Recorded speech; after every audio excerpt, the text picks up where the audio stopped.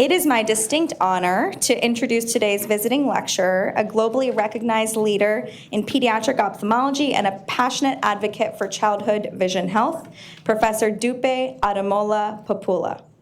She is the chair of the Department of Ophthalmology and a consultant ophthalmologist at the University of Ilorin Teaching Hospital in Nigeria. She also serves as professor of ophthalmology at the University of Ilorin, where she has been a driving force in clinical care, academic leadership, and health system innovation for over 2 decades. Her work spans multiple subspecialties with a focus on pediatric ophthalmology, retinopathy of prematurity, retinoblastoma, and teleophthalmology. She established the first pediatric ophthalmology and strabismus unit at her institution in 2007 and was instrumental to bringing the Orbis Flying Eye Hospital to Ilorin in 2011. Beyond her hospital and university, Dr. Adémólá-Pópóolá has led numerous child eye health programs across sub-Saharan Africa and was a key figure in the development of Nigeria's first childhood sight protection law in 2013.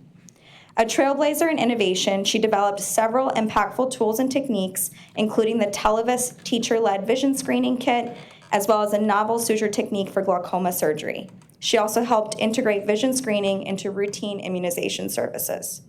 She is the co-chair of the Stop Infant Blindness in Africa initiative, a collaboration between APOS and IPOSC, and she contributed to the 2021 revision of the International Classification of Retinopathy of Prematurity.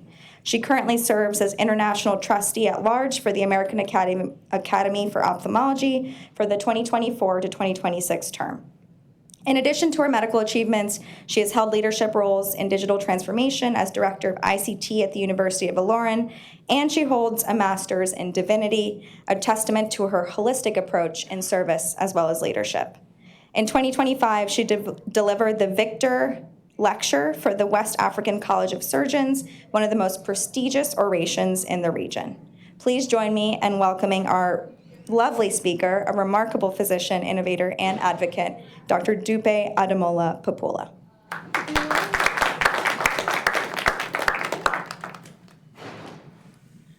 Good afternoon. Thank you so much for having me. I'm excited to be here. And it was nice meeting up with the residents early on. This first slide just shows my department at our hospital. Not as many stories as WIZI, but we're so proud of this. Thank you. I have these disclosures. I bring you warm greetings from my university, the Better by Far University. If you look well, you cannot see the end of our landmass. It's almost infinite. The chairman of council, the vice chancellor, the staff and members, they are very excited to have me here, and the chief medical director of our teaching hospital, thank you for everything. This is the beautiful landscape of Nigeria, the land of the happiest people on earth. We are excited. We are happy to have this opportunity to share with you what we are like, what we do.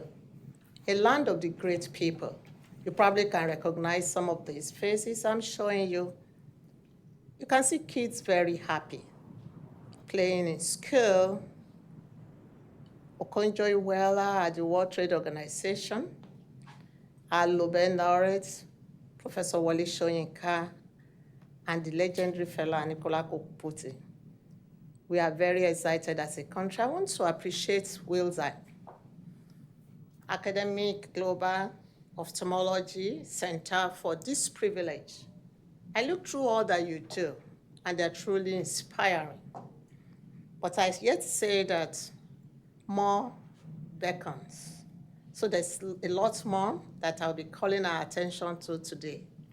You've done a lot to build gaps across the world. You travel far and wide. Discussing with the residents today gave me insight into how much you have continued to do. Thank you. Beyond reaching out in clinical service, I just want to say, I was telling the chief resident, that you can achieve much more just by going. And that's the reason across the divide, ages, there's always something to get out of it. I became a physician by seeing a female German doctor when I was just about 7 years old. I was ill and I went to the hospital, and for the first time I saw a female physician. Who knows what will happen when you go to Rwanda, to Uganda, to Madagascar, to Nigeria, to all parts of the world. You might just be inspiring another female child, another young guy to becoming something great in life. It's indeed a great pleasure and honor to be giving this in-person lecture after Dr. David Peton passed away. A great man indeed. You will get to hear a lot about how he indirectly impacted my own life as an individual and our region. You know so much about what he did already. The man behind Project Hobbies with the eye hospital and an airplane that flies around the world, transforming lives one eye at a time. It's indeed a great honor to remember this man, 1930 to 2025. I was secretly hoping that even if I wouldn't see him, I would know that he was still somewhere, but then he passed on just in April. After a life of great transformation, founder of Project Hobbies, established the High Bank in the Middle East, and encouraged the startup of this global ophthalmology program at this hospital and in several others.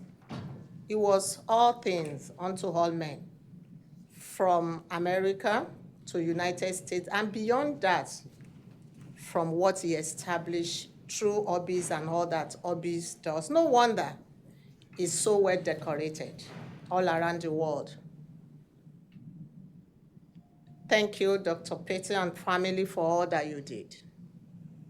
Sometimes in the past, people meet me at meetings and they say, Dr. Dúpé, we met someone, they will mention a name, she's from Africa. Do you know her? And I'll be like, it's like someone asking you, I met someone from North America, do you know him? So that's why most of my talks, I like to let you know what we are like in Africa. We are indeed a continent with at least 54 sovereign countries and about 1.5 billion people.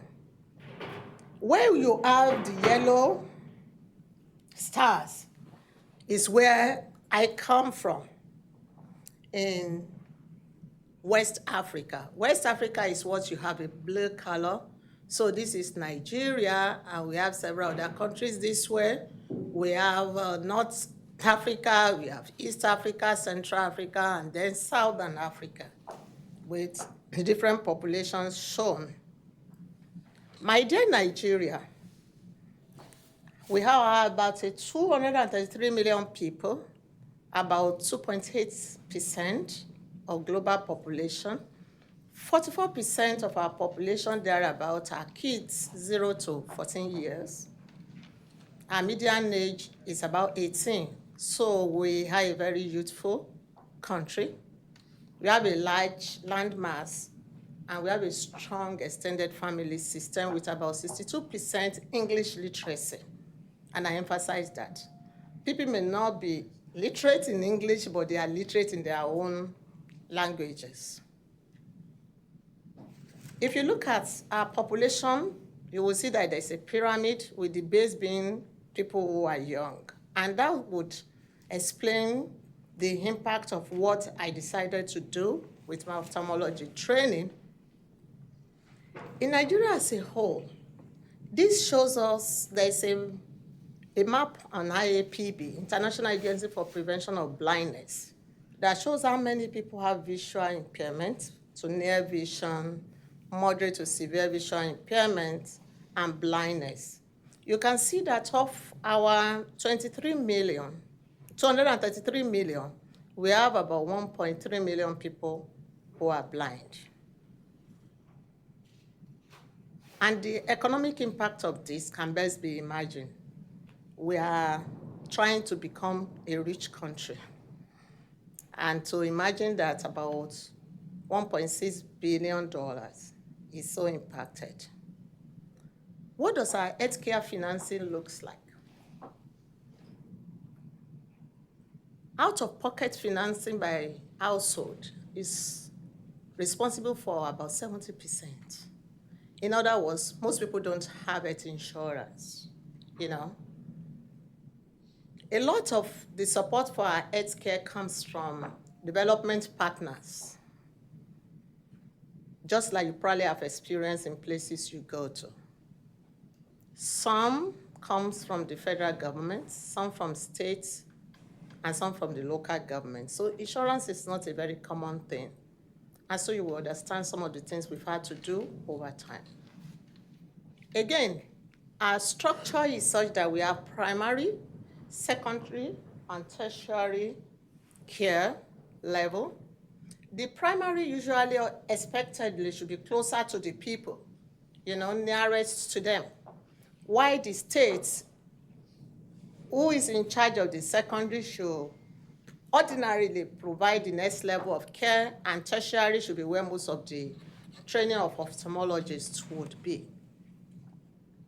We're fortunate. We have childhood immunization program that is fairly popular among the people. And well baby clinics are accepted. Usually, these clinics are run by middle-level healthcare workers. Our high care as primary care is still developing. We now have a manual as a country, but it wasn't so. We didn't even have anything in the past. So the staff training at that level on high care is very minimal. And that would explain some of the challenges we have in pediatric care. There was no routine newborn or child eye screening or outreaches many years ago. Most eye hospitals are tertiary in nature, and I think that's the way it is in most places. So with this background, you understand why health awareness has a lot of gaps across the divide, resulting in late presentation, especially when it affects a child who probably does not know how to complain, or who assumes no one sees clearly. We see adults who said they thought every vision was blurry until they got a pair of glasses. And this has got nothing to do with the education of the parents. You will see some of those. Not all our kids are in school. About 2/3 of expected are in school. Some are out of school. So that any intervention we would plan will have to go through this various spectrum for it to be effective.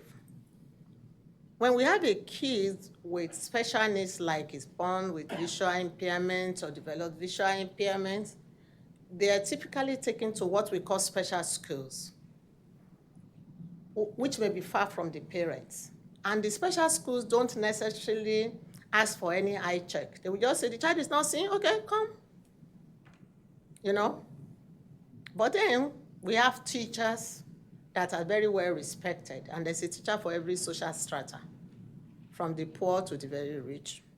We also have a very strong leadership at the community level, which may be traditional or religious. How is our ophthalmology training? I've been asked this in the course of this afternoon by the resident doctors. In medical school, our medical school runs for 6 years after high school. So we have 2 to 4 weeks of ophthalmology training, depending on the institution. So that's really just minimal exposure to ophthalmology at that level. Our postgraduate medical colleges, they are multi-specialty colleges, from obstetrics, through surgery, through medicine, pediatrics, and all that we have. We are just part of about the 16 faculties that we will have in the postgraduate medical colleges. In West Africa, we have the West African College of Surgery, which was established only in 1960. And the national in Nigeria, we have National Postgraduate Medical College of Nigeria, established in 1969. Most of the countries now have their own national colleges. And then we have for East, Central, and Southern Africa, the COHEXA, only established in 2012. What beckoned me to what I became? Back then, our trainers, the trainers who trained us in residency, they went around the world to train. And then they returned home to start the colleges I just described. I want to pay tribute to my main trainer, Professor Adémólá-Pópóolá-MD, and this host of them that I have on my slide today, who labored hard over us so that we'll have ophthalmology and we can be whatever we have become today. They did the best they had the opportunity to do in their time. So this, after establishing these two colleges, now I'm going to be speaking a lot for Nigeria. We have the National Postgraduate Medical College of Nigeria, and at the end of our 3-part exams and training, based at tertiary hospitals that we call teaching hospitals across the country, which currently stands at about 40 of them. We have in Nigeria 36 states and the Federal Capital Territory, which is like the 37th state of the country. So we have about 40 training centers in ophthalmology. The award we get on completing the fellowship is called FMCOph, Fellow of the Medical College in Ophthalmology. Why for West Africa, which you can run concurrently, just pass the exams, whichever way you will pass.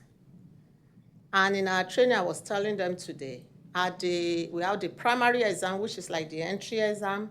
We have the part 1 exam that you will take after 2 or 3 years, depending on the college. You have to pass very critical part of the exam. It's highly competitive. Everybody comes to the central place from all over the country. And we typically will have about 37 to 50% pass rate. Recently, it improved to over 60% pass rate. And we say you fail refraction, you fail all. You're going to do a live refraction during that exam.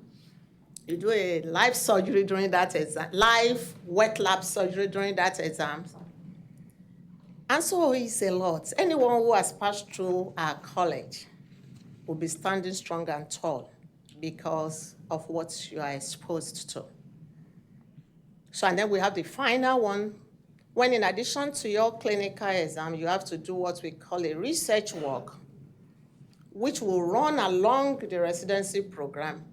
And then you go to the central place again to be examined by people you did not know had reviewed your book, in addition to the clinical exam. So when you finish, you get either the FMCOph or FWACS. We did not have subspecialty training in country until about 12 years ago, when Nigeria Pediatric Ophthalmology and Strabismus Society started the training in pediatric ophthalmology. How many are we? In spite of all I have said, for the population of our country. From the Nigerian College, from inception, we have produced 596 ophthalmologists. I imagine from 1969 up to 2024. You can appreciate how few has been produced. But from The last 15 years, it jumped up quite a bit because a lot of things were done to be more deliberate about encouraging more, because the accreditation can be very stringent, and training. The West African College is very similar to that. And you know, West African College exam actually is for the sub-region, not just Nigeria, but the number is quite similar. So you understand why we have the gaps. What about the high care workforce in general for our 230 million people? We have just over 2,000 ophthalmic nurses, about the same number of optometrists. Ophthalmologists, when you combine the two colleges, remember you can have both colleges like I do, the fellowship of the two colleges will be about 605.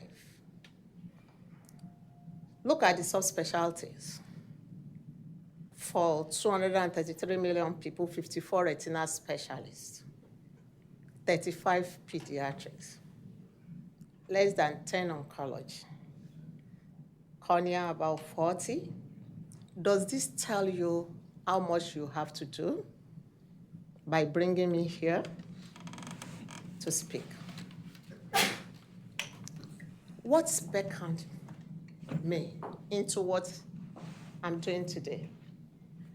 After fellowship, so I told the chief resident I wanted to do retina. To go, because at that time we didn't have in country. I completed my fellowship in 2001. But then sitting in my clinic, I couldn't look away from stories like this. Kids with bilateral retinoblastoma, discovered at 4 months of life and will only show up at 28 months. Why? Because the mother though tried, went to the well baby clinic or to another clinic, and someone would say, the child will outgrow it, no problem. And then that child is left at home to continue to battle. Or the one with advanced metastatic retinoblastoma, for which we could not save the life of the child.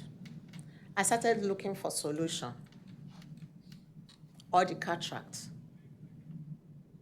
Discovered at 6 months of life by the parent, but the child will not show up until 6 years. I have some that did not show up until they were adults.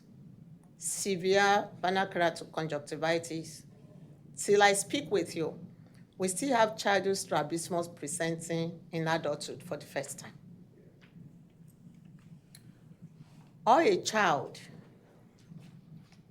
8-year-old, who only got to have a chance to wear a -13 diopter at 8 years. The parents have gone all over thinking that the child was mentally retarded because she was not doing well in school, not realizing it was the eye or the advanced congenital glaucoma. If you look at this child smiling on getting the glasses, the story I wanted to tell with this picture. You remember I said the education of the parents notwithstanding. One of my children eye outreaches that I used to do during summer, and this father that I had known for a long time, we used to have a meeting together, suddenly brought the girl and said she was in a special school. Remember I told you about special school, meant for children with disabilities. And then she heard that we had an outreach, and listen to what we say. If your child is not bringing things close to the face, or is not doing well in school, the handwriting is poor, does not like playing, maybe it's an eye problem. So he decided to give it a try. And lo and behold, it was a -13 diopter. So we gave the child a pair of glasses at 8, and she became very good in mathematics, left the special school, and she became the referral for us to go to that school. And we got there and found out about 40% of the kids there had similar problems. Or is it about this community where blind people, because they are such a number, they live together? And we found out some basic facts about them. Many had been blind for more than 10 years. About 78% of them had been blind from childhood. Only about 23% ever sought orthodox care. Blindness was just accepted. Simple. At the same time, they were hoping for a cure, and they had fear of blindness. Most of the causes were cornea, glaucoma, or lens-related, and they had married spouses who were blind in one or both eyes. More importantly, remember that over 70% became blind in childhood. But we don't see many blind children walking the streets. So they are hidden and kept away until they grow to a certain extent that they could go out. And when they go out, 2 kids, that's when they grow up, have to take turns to lead them about. Where are they going to? They're going to depend on harms for subsistence. People will give them a little here, a little there. There's no way if you're an ophthalmologist that your heart will not be broken if you know those facts. Because what happens, those 2 children that lead them about, they don't go to school. In other words, you are perpetuating poverty. And that becomes a security risk to everyone, including even the developed world. Because they are the people that the terrorists will find useful to use to cause us havoc. So I realized that something needed to be done. For many years, children who were born premature did not survive long enough to develop retinopathy of prematurity. But as our healthcare infrastructure improved and we had special intervention, we began to see children, with retinopathy of prematurity, the blindness occurs from about the 4th month of life, and it's for life. So I call it the life retino. And over the time, for me in particular in 2007, after training in pediatrics, I started ROP screening. But in 2016, I was particularly moved when in 3 months, I had 3 children referred to me who had become blind from ROP. And that began to consume me. Again, I was talking about what beckons me. I also found out through a research we conducted in all states of the country, in 296 special schools. Like in my country, children who are in those schools I mentioned for special needs had about 63% of them being deaf, but about 15% of them had significant visual problems to take them into those schools. 9% were blind. This was a national survey that had 26,405 children. And from this, I developed a website, that's it there, that lists all schools and healthcare facility that look after children. Why? Again, I get an email from the people I know from all over the world. Dúpé, there's a child with me. She lives in Kano. Kano will be about maybe 800 kilometers from me, and they will have to travel by road. Challenging travel. I have just seen the child. Maybe the child was seen in Atlanta.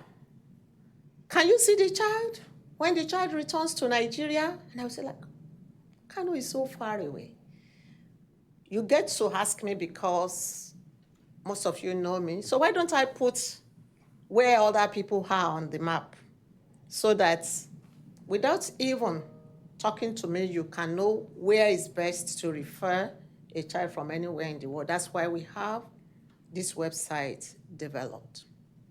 What about adults? I already showed us that about 4.2% of adults over 40 years are blind, and 84% of those are from avoidable causes.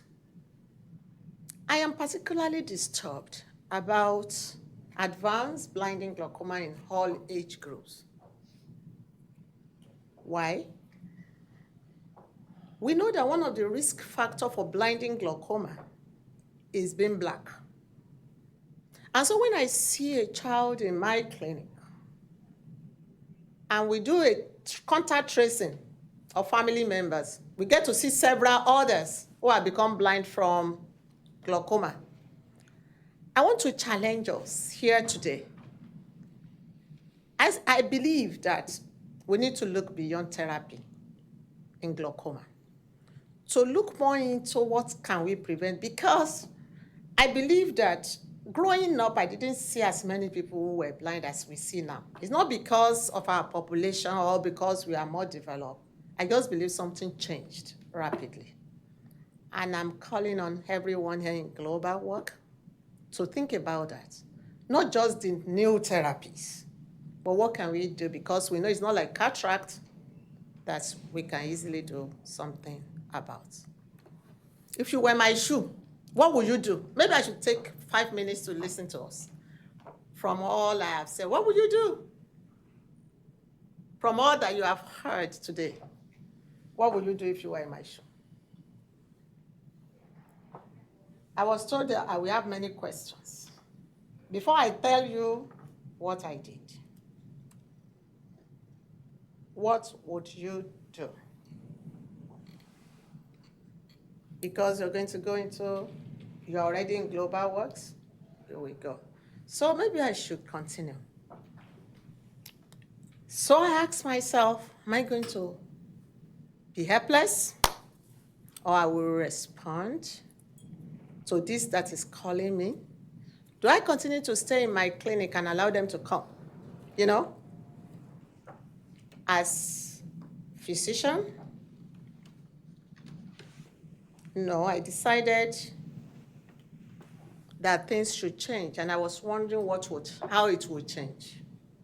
So in 2004, at our national meeting of the Nigerian Ophthalmological Society of Nigeria, this distinguished American pediatric ophthalmologist, Dr. Marilyn Miller, became our guiding light.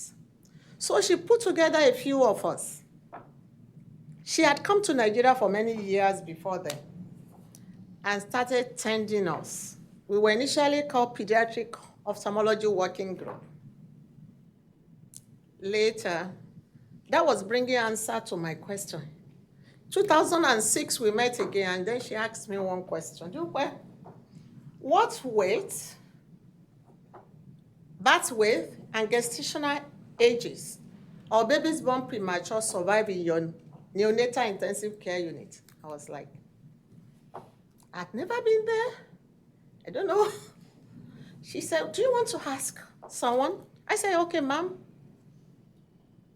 So I called the neonatologist, and she told me 750 grams.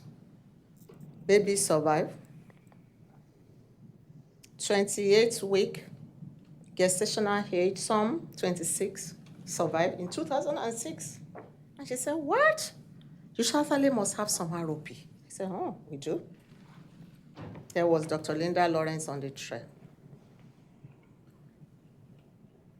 Grandma Marilyn Miller, as I love to call her, became another family. In this picture, our relationship lasted many years. Some of us probably know Dr. Paul Chan. He had given this lecture years ago. This was my son, my older son. in Chicago with her when he came on medical elective and his friend. And this lady, you can see that she wasn't so young at the time. She continued to tend us, a number of us, until we were able to start pediatric ophthalmology training in my country in 2012. I believe you'll be inspired by some of the stories of what different people do. While I was wondering what to do to solve some of the problem, you see, while I feel indebted to Dr. David Payton, Obi's Flying Eye Hospital was in my city in 2006. And what happened from that visit? It gave me the opportunity to meet people, to understand that there were so specialty training going on in different places. And from there, I ended up at LV Prasad Eye Institute. I was in Egypt. I was in many countries, India, Egypt, America, Milan, just trying to get the necessary skill to be able to do pediatric ophthalmology, because I believe that when you get pediatrics right, you get family right, because the child will be brought by somebody. So if you're looking for how to impact, do something in pediatrics. It's tedious, but it's very useful.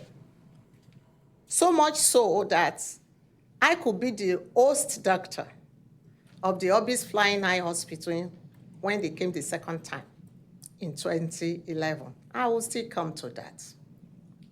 So I think it's appropriate before I go to the next part of this talk to acknowledge this many people. And I know sometimes down the line, you would also be acknowledged by some people for what you will do in different ways in global ophthalmology and for what you are already doing. For different parts, people play different roles. I acknowledge all of this. So that would be my first lecture. I would like to take some questions before I tell you about the specific things that we did, that I believe we can do to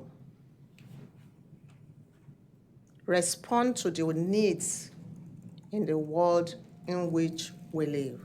So I've just talked about my moments, all the things that determined the decisions I took to go into pediatric ophthalmology.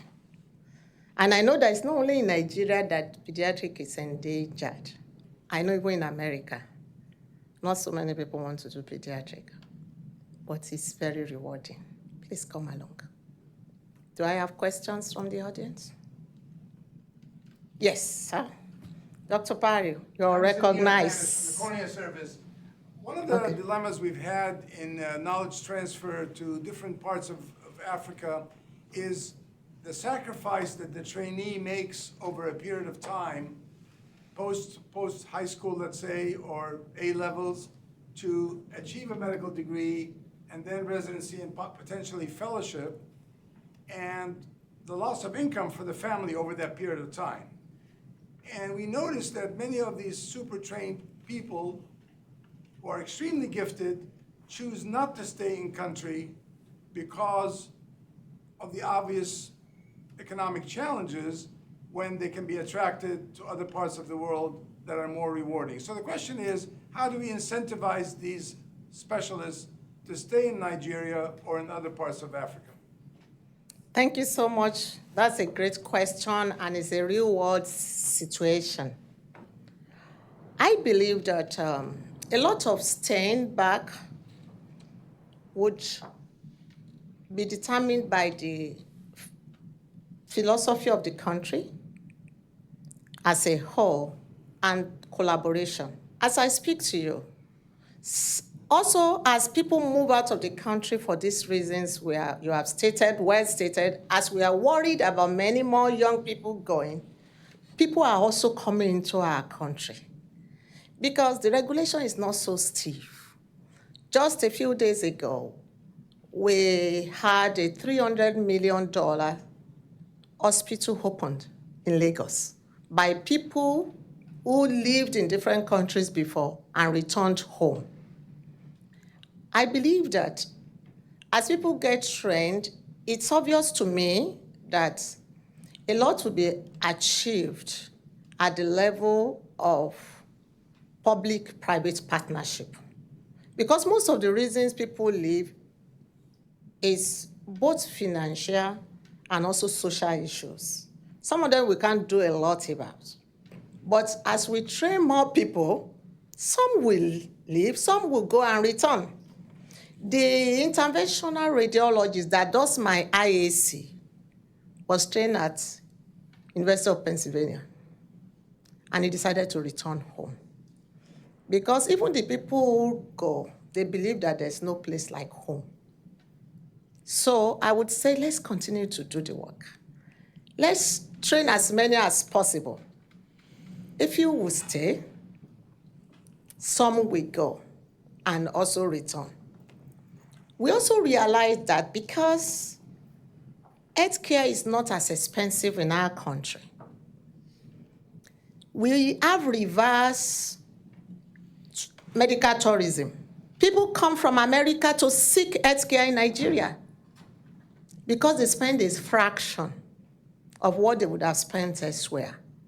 So as the infrastructures becomes better developed, and we use all manners of things, like you will see some of them in my next talk, and people become aware, people will be able to pay better, and the specialists will be happier to stay back to continue the work. Thank you so much. Do you have any other question? All right. So from all that I have described, which I will say to you, they are not woes, they are just our realities, which gives us the opportunity to collaborate. I love challenges because they give you opportunity to really be impactful. So I got my mandate. I will share some of them with us. These issues that I just discussed became my vision to a sacred mission. I decided with some of my colleagues to have what I call peak, generational and audacious goals, which comes with a lot of responsibility, with the core mandate to eradicate avoidable blindness using children as the anchor of those programs, and thereby strengthening eye care system through training across board, and to have mentorship, for which task shifting was very important to us to be able to reach more people. You have seen the number of people who are trained in eye care. Several strategic projects were launched to bridge the gaps and enhance our health system, and a lot was done about equipment drive and technology. I decided we would leave none behind. We're very deliberate about it. From that baby born premature to that adult. So programs were planned for each age groups so that we'll be able to reverse some of the trend, improve the health awareness, health-seeking behavior, and referral pathways everywhere. I call my T's the 10 transformers, which includes details, training, telling, teaching, training again, task shifting, tools, technology, tiling them together and toiling home. Those became the transformer for what we did over the years. The models used can be summarized with this continuous cycle of working on ensuring early referral, early detection, and early referral. And with early referral, we must have early intervention. It's not enough to have screening. We must do something about it. It's not enough that they come early. We must do something about it. So we had several things put together: policy influence, legislation, development, town meetings, research advocacy, and a lot of public awareness program to reduce this. So we set out issues around the parts player and the performance to empower the links that I just showed. Who are we going to train? Who are we going to reach to achieve our purpose? Family, significant others. Significant others may be extended family members or community leaders. Primary health care clinics. In our part of the world, we have people selling medications in stores. They call them chemists. Just reaching all the people that people will be reached, where we took all this as close as possible to families and children through outreaches, through base hospitals that were close to them, schools, clubs, how we advocated, educated. We trained different people on normal so that they'll be able to refer all that did not look normal. We did not train them in pathology detection, in pathologies. They didn't have to know a cataract. They did not have to know a strabismus. They only needed to know what the normal looked like. And anyone that was not normal. So what did we use? Picture charts, interviews, vision screeners, vision screening kits, and software applications, and referrals were to specialty clinic. Our pillars were advocacy, and all these listed, I'll just show quite a number of them in the pictures. What were we looking for? We had what I call a yes card that had these images, and they were numbered. A child has problem is number 1. You write it somewhere, we know what 1 is, so that we know what to do with what you are calling us to come and see. Our words were many. You know, a picture is said to speak 1,000 words. Even the illiterate can understand once you're dealing with pictures. So we did a lot with pictures. These were all kills that we saw. All of this. Several training programs had to be done first. We went from children to families to community. And I want to say that children are very important. Why? They don't know, they won't complain, most of them. You know, they are very adaptive. So we must be deliberate about it. This shows some of our advocacy efforts. So your left, the lady in blue was the wife of the governor of our state at the time, who decided to carry vision screening program to be the ambassador at the time, because as we do our global work, as we go, if we're going to be effective, we're going to have to do things like this. Reach the people who have the influence so that we will not just keep seeing the bad outcome. Traditional leaders in our communities, when they speak, everyone listens. So when we go to any country, we need to understand the structure. It's not like the Western place when people take their own decisions. Many times a community leader, a religious leader may just say a statement. Recently, we were struggling and battling someone who said, when you have a baby, don't allow family members to take pictures because the picture can blind the child. And it was all over the place. We had to rise up quickly to say, that's not true. You can take pictures. We can use pictures positively. So it comes from one person, and everybody listens. So we need to know who those are and reach them to be successful. Your collaborators are important. In this my picture, I have Dr. Linda Lawrence. She's in Kansas here. She had been on the trail of with Dr. Marilyn Miller to Nigeria over many years. So we sat together years ago and said, what are we going to break these boxes down? So we identified the problems, like some of the ones that are already listed. And one major one I did not list was, okay, a child has come to the clinic and you say, you have this problem. And the parent just said, well, they're not interested in treatment. And that's it. So we decided to, okay, do something that will probably cover many of the problems. And that was the legislative intervention. So I began to write, hoping that one day we'll be able to get a law passed in my state that will make it compulsory for children to have screening. And we were fortunate. One day it happened that the wife of the governor again, I talked about people of influence, came around. And I was able to discuss with her, and she took it home. The rest is history. We have a law passed that makes vision screening compulsory. So that if a parent says no, we will just bring the law out. And then things becomes easy. So this is our law.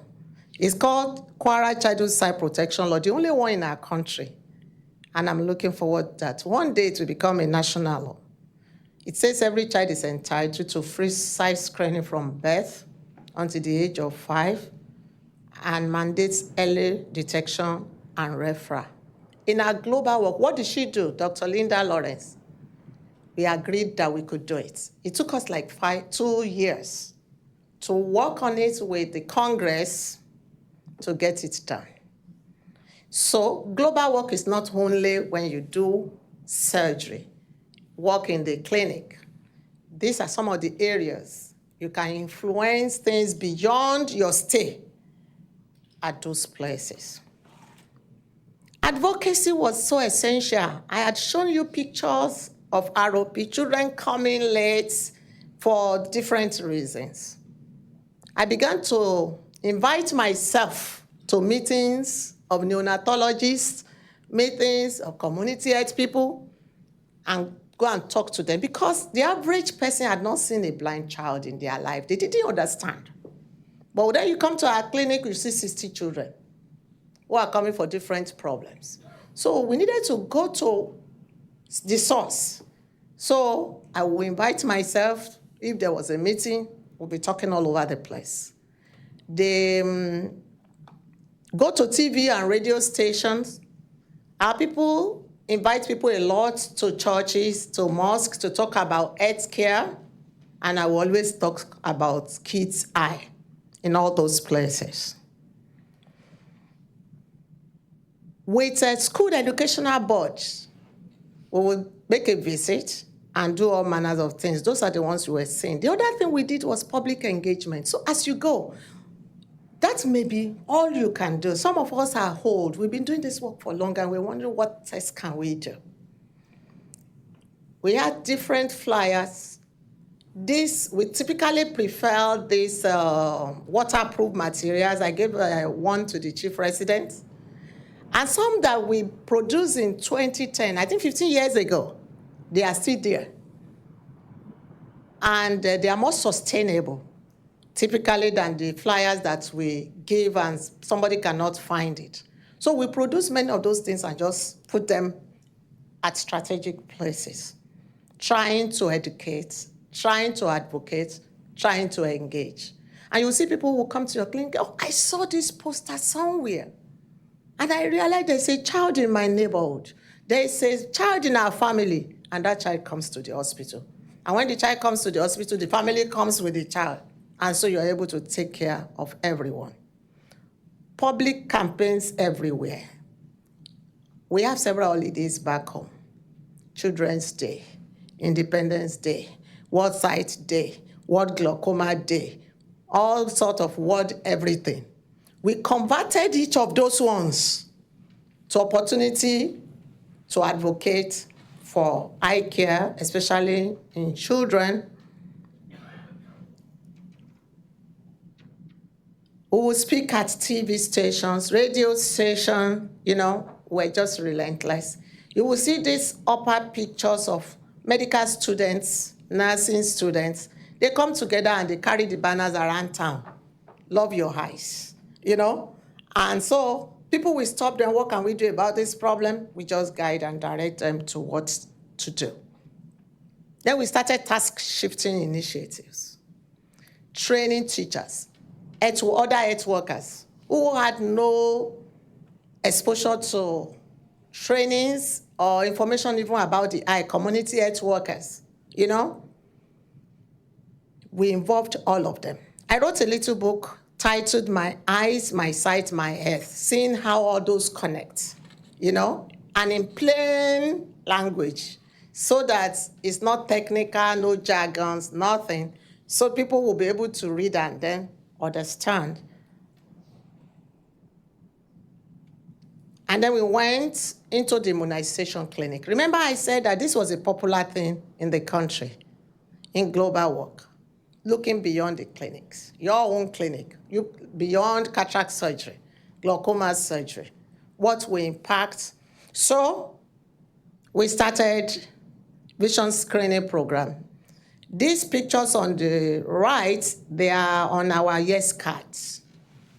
Can you see what is familiar to what a child has? Please refer this child to so-and-so place. And then that happened. The middle cadre health workers, they were able to do the Bruckner's red reflex test and identify children who have problems. But we realized from this that in over 80% of cases of problem in kids, the family already knew about it. Many did not know what to do, or they had their myth and belief system that did not allow them. So in other words, if we just ensure that mothers are educated, again, talking about the role of the pictures in what we did, then many of those children will end up coming early and will be able to reverse some of the trends that we had at the time. Then we went to train teachers, key informants in the community. In a particular school class, you will have children of the same age group. It's very easy for the teacher to recognize one that has problem, isn't it? And I suppose, like we have it, teachers are very well respected in many parts of the world. When they tell parents, this child is not sane, please take to the hospital before you bring the child back to school, they will do something about it. So we reached out to those groups to also show them how to identify and what to do about it. Key informants were volunteers in the communities. We were also training them. And what did we do? The community will identify people that they believe will be able to serve them. So we will train them. We put something, kits and tools in their hands so that they will be able to do what we wanted them to do. This was one of the tools developed. I call it TELVIS, Teacher-Led Vision Screening Kits. That is simplified for someone who has never, so long you can read 1, 2, 3, you'll be able to use it. We discovered that when you go to the school and you go with a Snelling's chart and you train them 6/6 or 20/20, the next time you go there, they had forgotten how to do everything. So we had to simplify the system so that they will use both vision and also obvious eye problems in the presence of good vision to be able to refer kids for care. This was put together and used to screen children in schools, primary schools, intermediate schools. And this was accompanied by what we found to be very essential teacher-ed support, because I expect someone to be asking me, What were the incentives we gave for this to happen? Because also, as cheap as I already said healthcare can be, it's still beyond the reach of some of these people. So when we set up a program, we plan for them. We will check their blood sugar. We will check their blood pressure. If anyone has problem, there's a linkage to a big specialist in the big hospital where they have ready access. And so they were willing to do what we wanted them to do with little incentives added. Everyone did something, like you probably would see here. All these pictures that you're seeing, they were events that happen in schools and community, not at the eye clinic. You would see us using the tonometer, doing refractions, and providing eyeglasses there and then, because they were already pre-prepared. We had an idea of what the refraction and the outcome would be, including if we needed to use the fundus camera, we did it there. Like you would see here, indirect ophthalmoscopy in school. And on the average, the teachers would have referred about 400 kids to a central location after about 4 weeks of screening in multiple schools. So 8 of us would move to that school, to the agreed school or community, and we will see 400 children in one day. Children that are referred in. We'll provide glasses, we'll provide medication, and then those who require further maybe surgeries or who have cylinders in their prescriptions, they are the ones who go to the base hospital. Provided all of this today. And then the outcome showed that even the community health workers at those were babies clinic, they began to refer in retinoblastoma at 6 weeks of life. Strabismus was no longer something that had to wait for 20 years. Cataracts came in as sin. We were able to develop our strategy. Several individuals, and that teacher, the volunteer that we trained, they became a resource to the community, not just to the children in the school or the ones they saw. It was also a power issue. I mean, they had additional skill, isn't it? And so they would refer, we know the big eye doctor in the hospital. We can easily talk to them. And some of the strategies we deployed, we use WhatsApp a lot in Africa, for those of us who have been coming. So when they were out on the field doing all of this work, we will monitor them. They will show us videos of what they were doing. So we could say, no, that's not correct. That distance is not right. No, you didn't cover that eye well with the occluder. You didn't do this right, They could ask instant questions, and that improved what they were able to do, such that even with the tools, we just had false referral of between 6 and 13% overall,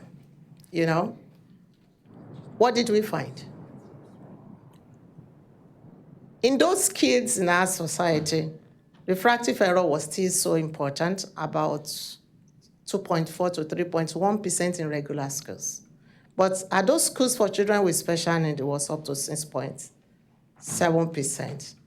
I've talked about how many we were able to see in a day, 400, and by 6 p.m. we will be done, returning to the city.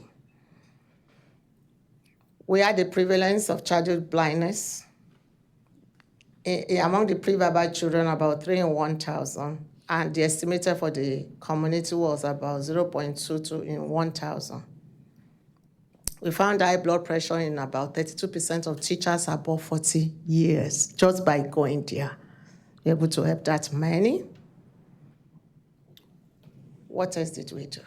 We set up, till today, we have several professional chat groups to support one another across Africa. For example, we have the one on ROP that we call Stop ROP Africa. Since 2017, it has about 202 members from about 17 countries. So if you're struggling, you have a question, you just put it there. So breaking the walls, just using communication, we have for retinoblastoma, and we keep improving. We then began to develop curriculum, training others in short and long terms through these different supports that we received, and we still do till today. We've been able to do a lot. Then in 2011, I mentioned Obi's Flying Eye Hospital was back in my city. I was the local host doctor. You know, about back then, 50% or so of what Obi's did was pediatric. But then we had people across all the specialties. In the 3 weeks that Obi's was with us, we had 52 international faculties that came to train different categories of health workers to strengthen what we do. And that was very transformational. I believe some of us will continue to have this privilege. Obi's, not so much about the service, but about training, in the process, because it will live beyond the service. 24 ophthalmologists had hands-on, 96 others observed from the classroom on the plane. We had 31 ophthalmic nurses, biomedical engineers, 24. And this was driven by the chief medical director, who was not an ophthalmologist, but whose vision was clearer than 2020. It was a big event that we're so proud about. You understand why I chose? That it was worth putting down in a book so that we could follow that same principle if we had to run another program. It's one of those books that the chief resident has today. We left none behind. We began to train at national and international level in ROP and retinoblastoma everywhere. Someone asked me earlier today, do you have fellows from other countries? And I said, yes. This was one of the fellows from one of the West African, these ones from Liberia, from Togo, and other parts of the world who then come to learn, to be trained by us. We also started to organize short-term trainings, and with massive gratitude to all the people that have made it possible for us to come as far as we did all the time. I'm sure if you look well, you'll be able to recognize some of them, but I'm still coming to that. But this is about back then, what we were doing. I will take some questions again. The class has been very quiet. Do you have questions? Yes, sir. Dr. Brenton, thank you. Thank you so much, Dr. Dúpé, for sharing all of your I will take the experience. third one when you finish. Yes. I really appreciate you showing your example and emphasizing the importance of advocacy and engaging government officials in impacting specific change on a large scale. I'd love if you could share even more specific details about your experience and how that might apply to a group that's interested in doing direct advocacy work. Who do you communicate with? How do you initiate contact? What materials and information do you have prepared when you enter that relationship? Thank you so much. Any other questions, comments, contributions? Dr. Rapu, I know you're welcome. Dr. Sheets, Dr. Lally. It's wonderful for you Yes. to be here. This has taken a huge amount of effort from you personally over decades. How do you envision that continuing when you're kind of no longer leading it? Who's gonna lead it for you? And how do you get them to do that with the same enthusiasm that you've had and dedication that you've had for years? Thank you so much. So, we are a group, actually. We say it takes a village. I also pray a lot. they mentioned that I have a master's in divinity at the start of this. So I believe there is a God that guides the affair of men to say, Lord, please help us to carry this on. And I have noticed over time, I have younger colleagues who are more passionate than I am. And I see them continuing this work. The other thing is, I mentioned that when you train someone for a community, it lives beyond you. I just mentioned Orbis. Orbis came in 2011. The beneficiaries of that visit continue to carry on the legacy of what they learned at the time. And so I'm very hopeful. We are a very optimistic people also that the work will continue. We also have training programs. We have subspecialty training.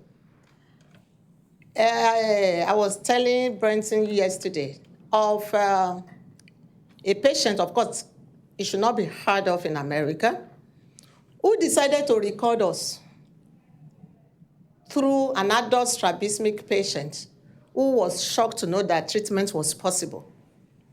This was only last year, not a long time ago. So came from somewhere to have strabismus surgery. And in this generation, she put it on social media. You can imagine what that did. Several people, they now formed a club, by the way, of adult living with strabismus. And they started reaching out to say, oh, we understand that you do strabismus and you can deliver and all of that. So those will put pressure on people to continue the work. And they are also continuing the work. It's a double-edged sword. You know, we are not allowed to advertise in our country, but the other people do, by the way. So somehow it goes round. We believe it will continue to go round. Thank you very much. All right. So what continues? Yes. Dr. Dúpé, I also just want to give you the opportunity. I know this is a large block of time, and if you'd like a break at any point, we are more than happy to give you a moment to rest your speaking voice for 5 or 10 minutes. Otherwise, we're happy to continue. Thank you. Yes. If you had to ask for this audience, what would that ask be? Try. You said? What is your ask for this audience? What is it that members of this community can do to help you in this work? That would be that's my last talk. The first was to tell you what our situation is. The second was to tell you some of the things we did. This last one will be speaking to the focus that came from this general work and what you can do. Not only for us, but for all the places you go to, and even for America. Because I know for sure if we look carefully, a few miles away from here, you will have people who still have issues with access. I know about the access clinic, but people who will not come. Or you will need to deploy the same kind of principles that we have used to be able to help, because I know you want to help people. That's essentially the reason for this talk, for you to see. So, if I can just continue on what continues to drive me. So, over the time, you know, we went from the general thing and then began to narrow down. And I'm sure people's career, many people followed that pattern. And it may also be the same for us. I talk about the LIFA and killer retinos. I by this mean retinopathy of prematurity and retinoblastoma. Again, Dr. Marilyn Miller said, get the group to focus on ROP. And we did. She was never too old to impact. So we brought technology on board, because one of the things you will find out when you go into your global work is you will find out people don't even have what you call basic. a fundus camera may not be available, isn't it? I don't know if you've had that. Have you had that experience in any of the places you've been to? The Global Fellows. You went somewhere where they don't have a fundus camera or things you would think would be basic. I know I was here, I see residents use their smartphone. That skill, you'll be surprised what it will solve in those places. Just being able to take fundus picture with your smartphone. Freehand, even without an adapter, like all these pictures on the right. In those societies, what would this do? People who don't believe. For example, this child whose pictures you're seeing, the last picture to the right was the eye they brought that they thought had problems. At the time, I did not have a wide field camera. And so by using the smartphone to show this peripheral tumor, which the parent did not believe existed previously, but the picture speaks 1,000 words, isn't it? Then they knew that there was fire on the mountain and then would cooperate with treatment. Because one of the problems we often have is people who would not complete treatment or because they think that one has been solved. So that is one skill to take on board in case you're going to such places. Or you go to a place where you need to train people in the wet lab. You know, they don't have the type of microscope you have that can display on the monitor what you're doing. We just did something that we could use to adapt the cell phone also to the microscope so that we'll be able to train people, medical students, even your resident can see what you're doing better. All of this we work on. We began to see that if you solve the problem of ROP or retinoblastoma, you will solve the other one because they have common things, you know? They have early stages. We don't want leukocoria in ROP, but it's a fair deal with retinoblastoma. So you can use that to just train someone, isn't it? If you have lasers, it will solve both problems. If you have camera, it will help you. So we began to do that so that these pictures you are seeing will change, and it did change over time. Just look at my chart on the right. The number of cases now coming as fresh cases over time increased. Red, if you look at the red, that was proptosis then. You can see in 2013, over 55% of the children came with proptosis. And we came to know that once that happened, we had failed. So all those interventions reduced that. Now, less than 10% of children will come with proptosis, and they are referred in from all manner. Into our practice, we have patients, this is the map of Nigeria. We have patients coming from 27 states to come and see us. We created paths in scarcity. When we started out, we did not even have the chemotherapy. With what you would do, he was telling me about how he would get supplies to Sierra Leone. Yes, that kind of an issue. We had to go through it. We had to get things from all manners of places, using all things. And those are ways you can help.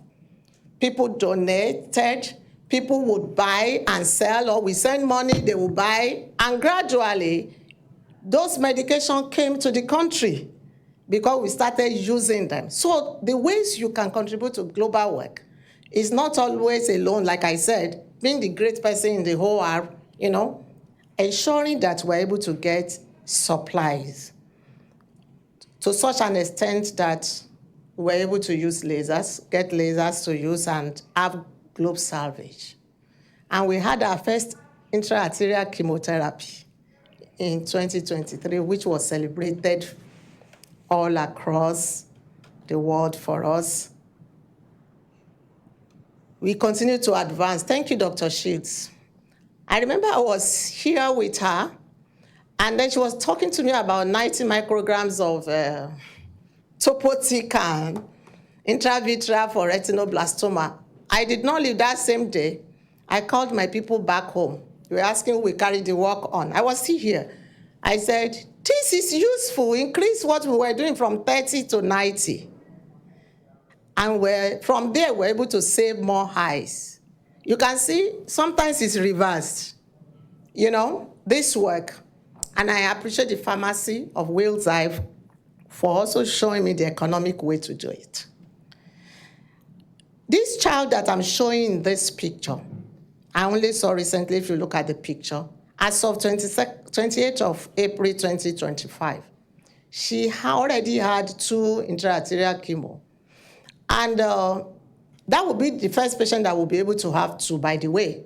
Because of the cost involved, most of the others will only have 1, and then we will continue with other treatment modalities. So this one had 2. But even after 2, you can still see what I was struggling with, and it was a bilateral disease. So what do we do? How many people will remove both eyes? Nobody will. So when you have that kind of a struggle, you are going to have to do something, isn't it? So just on the 2nd of June, you know, at that point, I decided to give 200 micrograms. Dr. Sheets, that was what I did. And the 2 pictures we have on the right showed the tumor melting in the eyes of the child. Because at a meeting, someone had presented such a large dose being so helpful. What about our ROP work? I showed you the blinding disease. We did not remain like that. We began to have children who go from like this one to like this one, because being saved from a lifetime of blindness. We were able to develop screening criteria. We improved outcome. And we improved the number of centers doing stuff. And that's one of the things people can do to help me, because what can one person do, really? All hands are needed.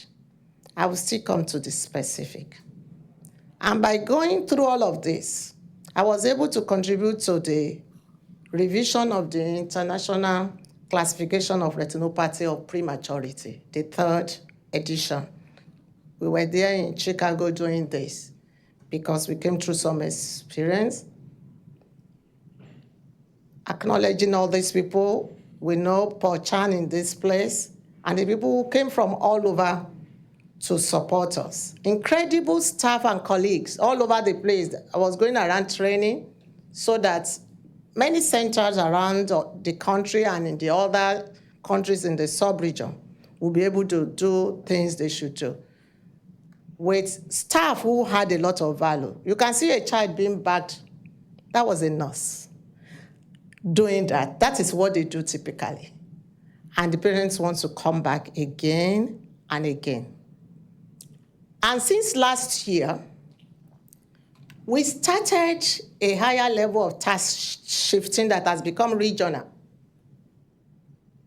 ROP screening by NICU staff in the NICU. And we will just review the images. We've not started to add AI to it, but that is where we're going. Imagine where we started from. We were training nurses in the NICU and resident doctor. This was a resident doctor using the camera to screen, and they've done that since, and this has reduced the number of babies missing screening. I went ahead to develop an app that could be used in the community by anybody who sees a child. You refer the child to the next place. We still have that. It's linked to the website that I shared with us. What about publication? You know, many of these things you'll be wondering, where are they? They are published in our journals because we can't afford to pay $2,500 to publish in German, Archive of Ophthalmology. So we publish in West African Journal of Medicine, West African Journal of Surgery, Nigerian Journal of Ophthalmology, and Nigeria Postgraduate Medical Journal. So several of our publications are there. We also recently decided to develop disease-specific databases so that if you're looking for anything on ROP from Africa, you get this link, you'll be able to get it. So it's not about no data from Africa. We indeed have. If you look well, you will find it. Toiling on. This is what a typical list will look like for me on a Monday. 10 cases of EUA for retinoblastoma. I will be sure of 2 TTT ahead of time, and some will happen just there and then. Cycloablation for advanced glaucoma, enucleation, trabeculotomy, trabeculectomy, medial rectus, recession, or lateral rectus for strabismus. That is what it will look like on a typical day. So when you are in our shoe, you do most things. During COVID, we also had to do even much more. Sometimes we had to sedate the child. Now, what will you do? What will you illuminate? What can you do for us?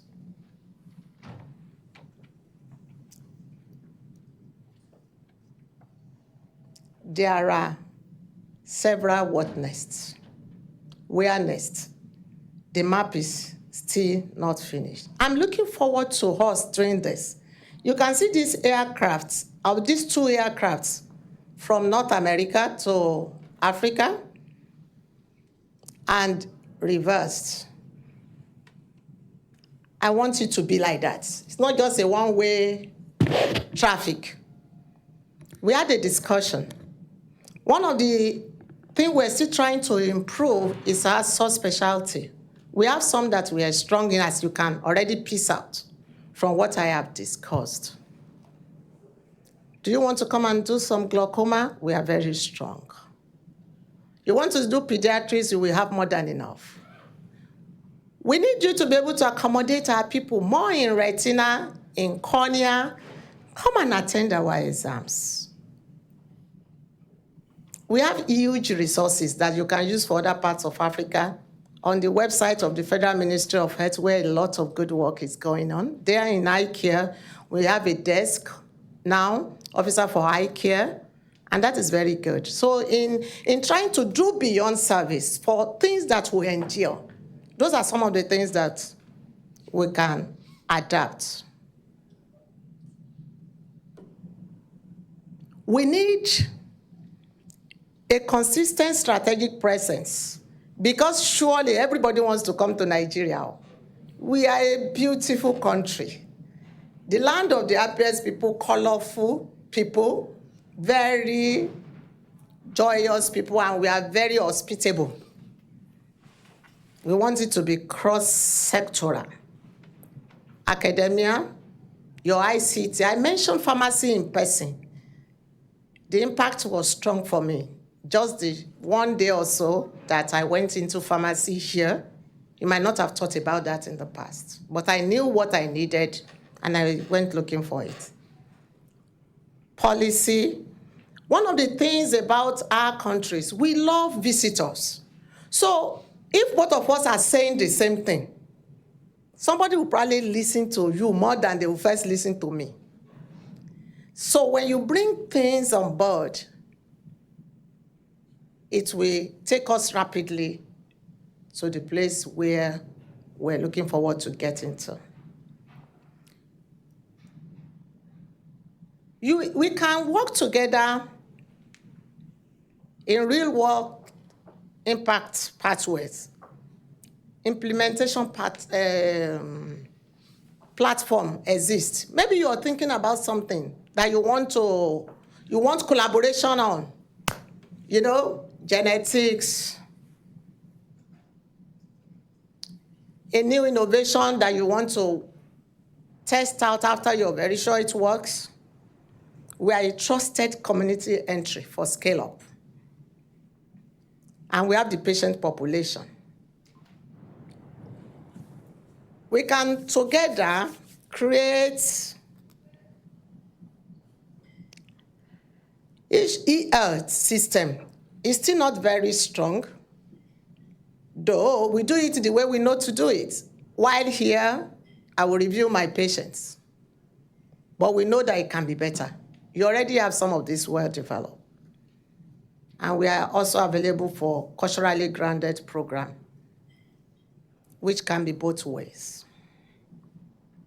We can co-host postgraduate research work. I mentioned that our postgraduate colleges, we do a lot of research. It is compulsory. You cannot qualify as an ophthalmologist without a major research that will span almost a whole year. That's one area we can also work together. I want us to be able to exchange scholars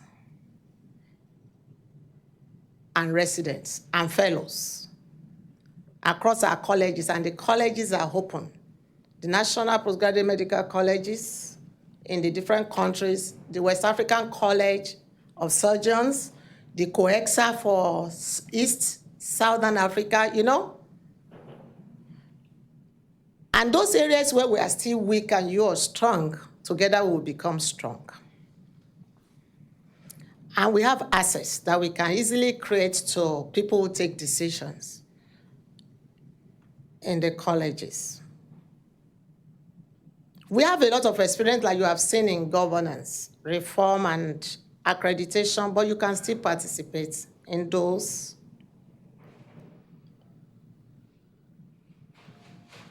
A lot in cohorting.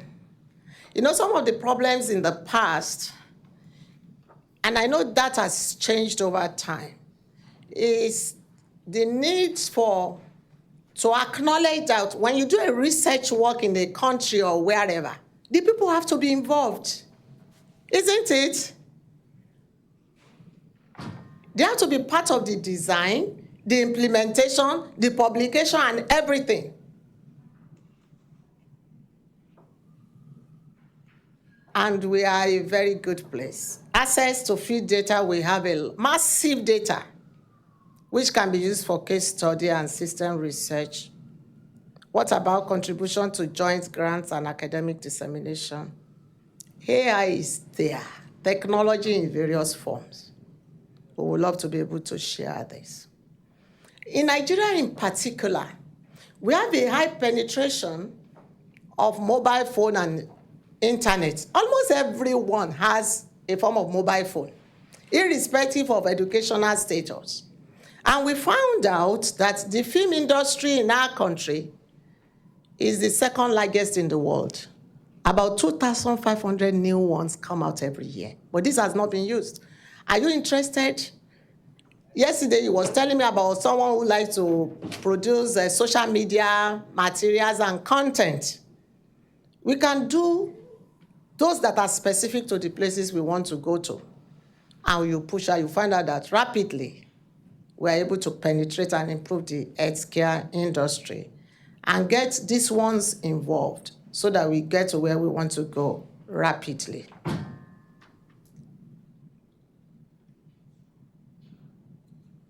Before I conclude, I'm sure you probably still have things, comments, questions about how the talk has not been so long. Do you have comments before I conclude this talk? What can you do? I know you're already in Uganda or Rwanda. She was in Madagascar. Some challenges with moving from one country to another, you know. Some challenges with supplies.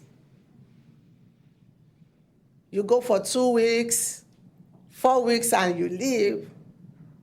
What happens thereafter? Strengthening the human capacity there continues to be important so that the work you do will continue to endure. And the next time you go there, you can go to a higher level in working with the people, just like Professor Marilyn did. Later, we're able to start our own training program.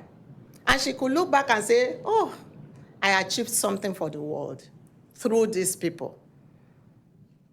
The truth is, anyone who has become a doctor, yes, sir? Dúpé, how do licensing issues, what are the licensing issues for a foreign doctor to come to Nigeria for a week or two to do surgery? Is there a problem with that, or that your hospital take care of that?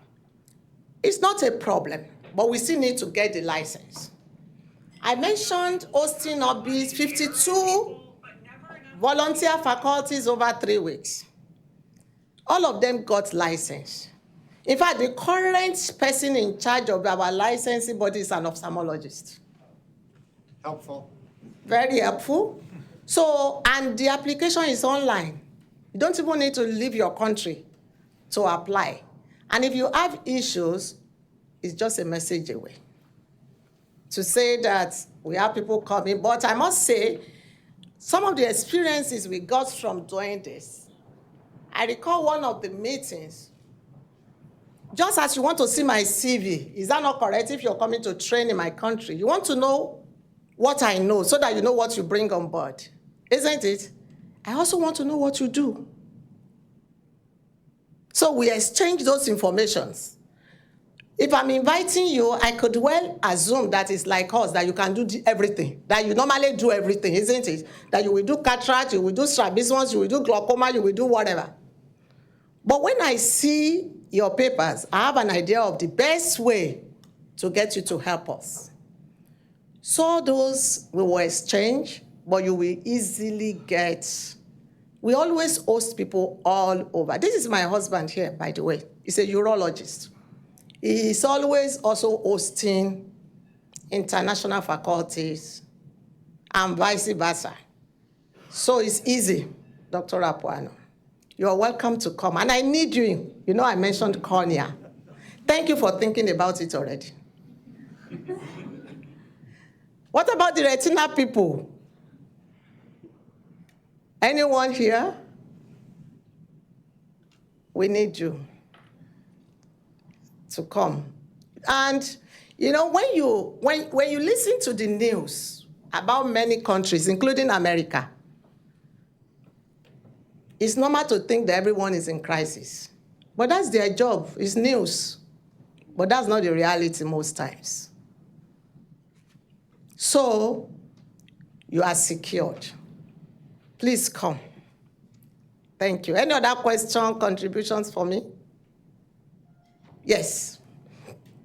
You shared a little bit about telemedicine and utilizing the available technologies to expand access to care, particularly with ROP screenings, using the fundus photography and sharing it as simply as over WhatsApp. You mentioned using pilot programs and expanding them on. How would you envision expanding on a pilot program for something like the ROP screening, utilizing residents, fellows, or faculty and colleagues to build out those programs? Thank you very much. One basic thing about telemedicine actually is imaging, isn't it? You must have imaging available because a picture speaks 1,000 words. You can't be describing things. And this Gen Z generation, they don't want to do the trouble with it. In our days, everything was indirect. They want to see. So faculties, one of the things you can do to quickly impact a people is to support imaging. I know, like I mentioned, you Wills Eye resident, they do. I know from the Wills Eye emergency in the evening, I've seen while I was here, they use smartphone to take pictures. Training in that can help. And I used CyberSite for many years. Obis CyberSite is a platform where you exchange your cases, you ask questions. You will first of all give your opinion, and then you will ask questions. And what did Obis do? Obis ensured that after a while, one of those visits to Africa, my mentor, Dr. Scott Olitsky, from Children's Mercy's Hospital in Kansas, was deliberately sent on that program so we could meet.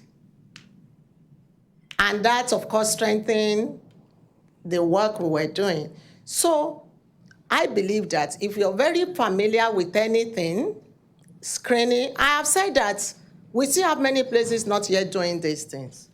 So you can come, if you're familiar, we will take you there to help. Thank you. Yes. One last question. We can't do corneal transplants with telemedicine, and thus the area of interest for both Dr. Finkley, Dr. Rapwan, and myself. Where is eye banking in Nigeria today? We have eye banks, but we don't have so much cornea. Why not? Cultural, religious. From where I come from, people believe that they will resurrect a second time. And that any body part that is not there when you died, when you resurrect, you will not have it. In other words, if you are donated your cornea in death, when you resurrect, you will not have cornea. And nobody wants that, isn't it? And because I don't want to say religious. Religious is much easier to manage than culture. That would take a long time. But I know I'm very familiar with the system in some parts of Africa.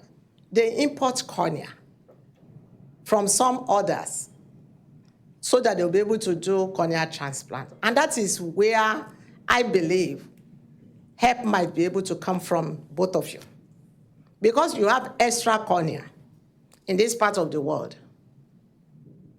You might be able to support with that. It's not necessarily about doing this, sending corneas for free, but creating access is very important.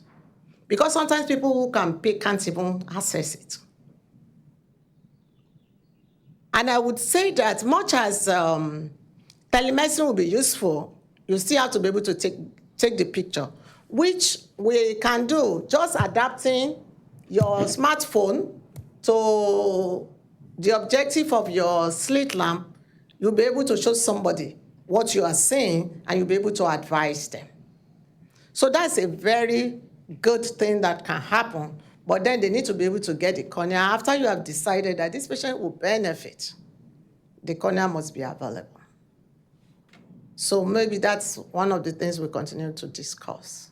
What we've learned in East Africa is the religious and barriers are really not there, but like you said, they are definitely cultural. People want to be buried with all their organs, because of the fear that they may not have them when they get reincarnated or whatever the case may be. So that is a cultural thing in many parts. So yeah, we get it. Maybe I should ask, how did you break such a barrier? Because many things about human beings, I'm sure some years back it might have been like that in America. Was it so? Did you have to do anything to break that barrier in America? Maybe we can also learn from that. Well, we have done many things, and one thing is a legal thing we've done here is that in many states, people can put their fact that they're organ donors on their driver's licenses, and we have also laws in Pennsylvania, at least, where cases that go to the medical examiner's office, he or she can donate the corneas if they're not claimed by the family. So there are mechanisms, there are legal pathways to overcome some of the cultural pathways, but I don't know if they're strong enough. So maybe we start a little at a time and keep trying to see what changes over time. I don't know how we will prove that reincarnation will not be important. If you have some ideas, I will take that back home. Regine, is it like that in East Africa? Probably so. Okay. All right. Okay. So before I finish, let me go back. All this work that we have done, all that I have done, many times when I give talks like this, I give talks a lot. Sometimes the time is too short to remember family. But I decided that, no, I will not do that this time. I'll bring family early. This is my family. I want to recognize them for what they have done. A lot of sacrifice over the time. That's the picture on the left shows myself and our 3 kids. Well, grown-up children. Because this one on the left is a fellow in neurosurgery. The one in the middleman we call him, is also MD, trying to figure out what to do going forward. and the girl is a day student at Penn State here. This is my daughter-in-law. My husband and I at the wedding of our son and the children. Happy to get together. My mother and our 3 generations representing our extended family members, they've always been super supportive of what we do. You know Liba, she was here. She had to go to Germany, but she came here all the same. She had become a family. You can see, this was me last year in her home, and her family. We met when she was the one who taught me to use the wide field camera during COVID in 2020. And since that time, we became family. Indeed, I'm very grateful. I have incredible staff who bring a lot of value to what we do. They are everywhere doing this work, advocacy. This will just represent them. My pathologist just won the Victoria Cohen Pathology Award. We're looking forward to him. In our country, we did not have ocular pathologists. And as we continue to work, I was telling him, he's just one of the many in the department. So we're able to identify him, and he has done incredible work, so much so that he could win that award. I think he deserves my recognition, which is what I'm doing here. So many colleagues all over the place. National Optometric Association. Everybody's involved in the work we do. National Ophthalmic Nurses Association. Association of people who are blind. They do a lot to push that they don't want to and other people living with disability. They don't want to increase in number in our community. Again, at a higher level, my resident doctors, nurses, colleagues working on technology for eye care for our country, my colleagues from across the country, these interventional radiologists made IAC possible in our country.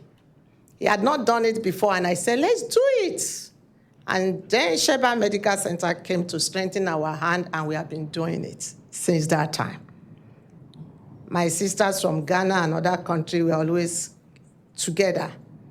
All these people that we design programs together, collaborators in our various research and head of our institution. I call these men, the men in my retinoblastoma world. They have done incredible work. We did together from Egypt to UK to Sheba. And we know Dr. Jabor at Jefferson. Regine, thank you. My colleagues, when I was here, Dave, I say he deserves an award for what he does at Ocular Oncology Service. And Sandy, I really do appreciate them. Dr. Shields, you do incredible work in ocular oncology for the world. Dr. Lally, ensuring that it continues to go well. I pray that God will perfect everything that concerns oncology. Thank you for checking on me. Dr. Rapuano, Dr. Washerman, the time I was here, it made a world of a difference to making it easier. Thank you. Thank you, John and Brent, for all you did. This is my country still. A variety of beautiful things to see. It's not just about ophthalmology. When you come, every time I fly, I see so many people who are not Nigerian. I say, there's something they are coming to do. Please come. You would love it. We are also a fun-loving people. I'm sure you can see that from the way we do our things. Strong with families. And in closing this talk today, There's a tendency to always believe that things are too complex to be broken down. But I think I have shown by this that no matter how complex it may be, when we are deliberate, we can achieve a lot anywhere and everywhere. In education, in governance, especially in Africa, brilliance really abounds. The system may lag, the assets may lag, equity may lag, but it isn't a deficit story. It's a partnership opportunity, and I've called us to partner with us. And it really does not matter how old you may be. That's why I told the stories I told all through this talk of people when they were younger, middle age, the different roles they play in bringing us to this point where we have come. So everyone can still do something, irrespective of how old you may be. You can continue to do impactful things. I pray that your decision and choices will be cast in a testimony such that people who do not know you. I never met Dr. David, in whose honor this lecture happens. But his vision was translational, generational, well beyond where it started from. That's why I stand proudly to say on behalf of everyone that benefited from that vision, that broke down what we do, that allowed it to become a reason for global solidarity in vision and eye care. We're grateful. You may well be an ophthalmologist or a policymaker, because I know we probably have the different categories here or listening online. We are part of this story. There's something we all can do. And I want to pray that you will do it. This I see not just as a lecture. I see as calling us to appreciate that ophthalmology remains a platform for system building, changing life one eye at a time and for global solidarity. I do hope that we will continue to build structures, teach and ignite minds. Remember how my young mind, I mentioned, was ignited by a female physician. And I realized that, so it's possible for a woman to be a physician. And now I'm a physician. Maybe that is what you would just do by going somewhere. Somebody just sees you and you say, don't just say MD, say medical doctor. That child may be inspired to do something.